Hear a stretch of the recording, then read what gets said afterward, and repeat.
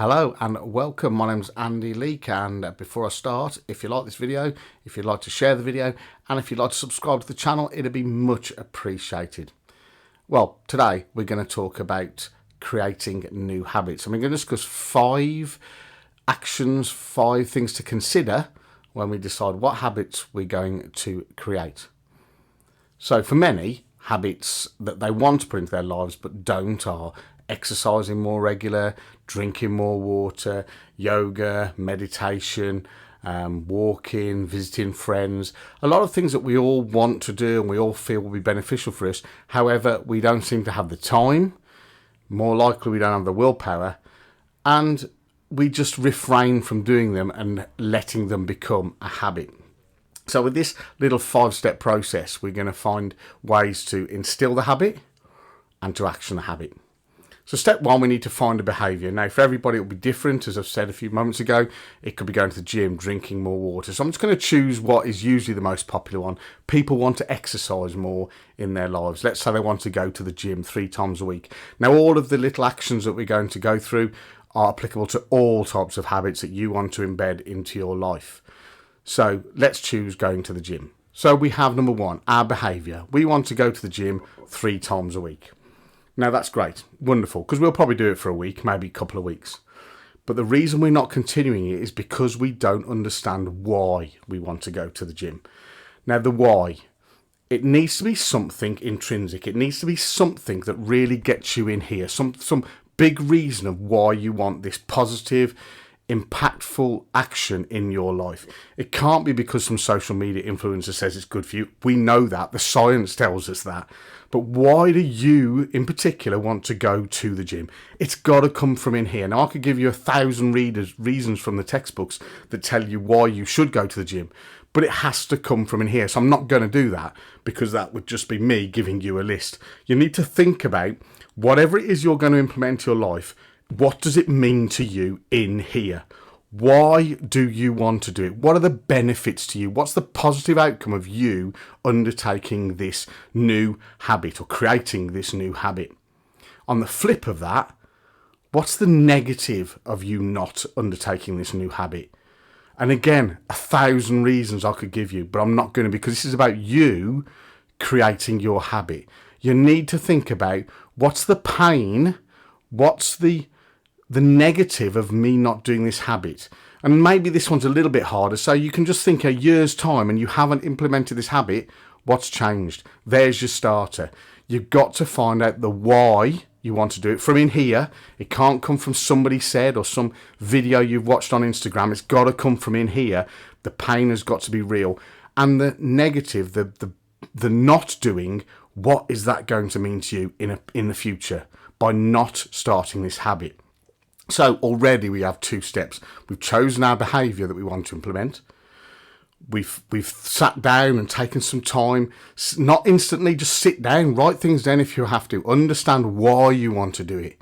Really dig deep and understand what will happen or what won't happen if you don't implement this new habit. So the third thing, we need a trigger. So we've decided that we're definitely going to do it. It's in here, it's within us. But we need to know when we're going to do it. So often a trigger can help. Now, the trigger, but by trigger, I mean something that precedes the habit.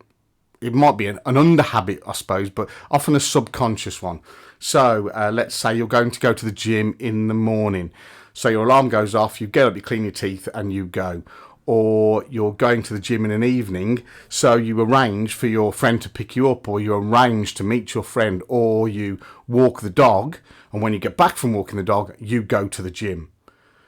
Or you have your tea and go to the gym. There needs to be some sort of trigger that says, this is my time for going to the gym. Now, it could involve other people, again, without them realising it. You come home from work, and your partner or your children have gone off, if it's applicable, and that's the night they're not in. So that's when you do your meditation or you do your yoga or you go to the gym. There's always going to be something preceding that is a sort of an underlying habit that just says to you, at this moment in time, this is my time. This is my moment to go to the gym. This is my moment to meditate. This is my moment to do my yoga, to read my book, whatever it is you've decided to implement. So we've now got 3 steps. We've found what we want to do. We understand why we're going to do it and the pain and the negative of not doing it.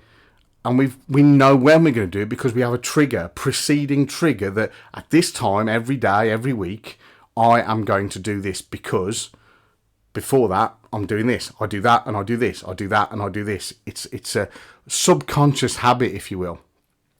The 4th thing, and this is one of the crucial ones really, is that we often don't do something because we're not prepared or ready to do it. So a common one will be, I couldn't find my trainers, my gym gear was in the wash, I couldn't find my yoga mat, I hadn't got my Spotify playlist ready for my meditation. They are just because you are unprepared. So you need to get prepared. Going back to the gym, if you're going to go in the morning, get up, clean your teeth, because that is always a refreshing waking up thing to do, isn't it? Have all your gym clothes downstairs with your bottle of water, your trainers by the door, get your gear on, get out. If you're going to meditate when you come in from work because you've got 45 minutes before the rest of your family turn up, or however your life is, have your mat laid out in a quiet area. Have your Spotify playlist ready if you are going to meditate to some sort of calming music or guided meditation.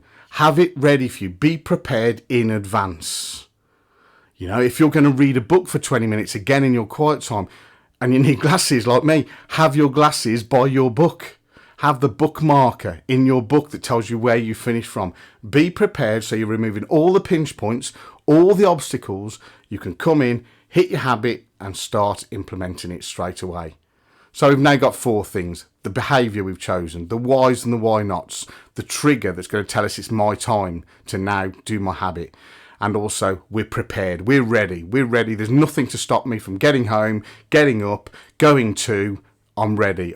There's no excuses, they've all been taken away. Now the 5th thing, what's the 5th thing? Yeah, JFDI.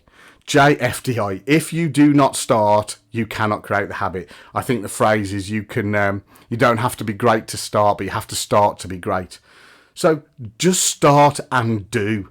Get yourself to the gym, start meditating, read a page of your book, have your glass of water, go for your walk, whatever it may be, get started.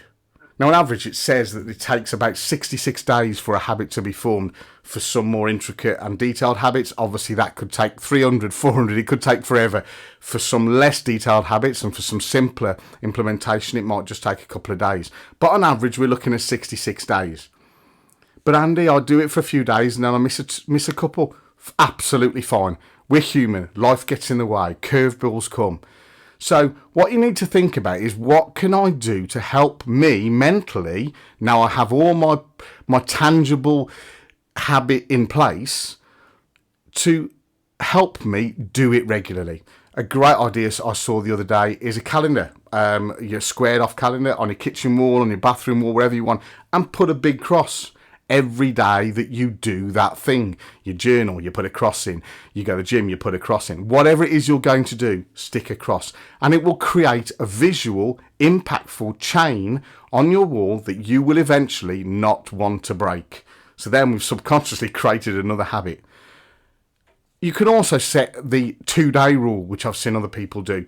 If you break that chain or don't manage to do something for a couple of days for whatever reason, don't beat yourself up, but make the rule that I can not, double negative, I don't know, I cannot not do this for 2 days or more as long as I've done it for 5 days. So as long as I've done it for 5 days, I can take a break for a couple of days, but no more. There are impactful ways that you can embed these habits into your life. So we've got to find your behaviour. You've got to find your why and the negative and the pain of maybe not doing. You know what your trigger is going to be. You know what time you're going to do it, when you're going to do it, what day, and what are the preceding events. You're prepared. You've got your gym gear ready. You've got your bottle of water ready. You've got your glass of water by your bed for the night before. You've got that already. And now you've taken action. You've started to go. As I say, if you don't manage to keep it going every day, or you miss a day, don't beat yourself up. It takes 66 days, over 2 months, to get habits in place on average, but you've got to work at it. When you don't feel like it, that's when the strength is built, when you actually go and do it. So get out there and do it. I just want to say a little quote here I'm going to read to you from Aristotle, that one of the great philosophers, that says, "We are what we repeatedly do. Excellence, then, is not an act, but a habit." So go out there and be excellent. Have a great day. Like, share, subscribe, and I'll see you in soon. And any habits you've got, why not mention them in the comments below? Have a good one. Ta-ra.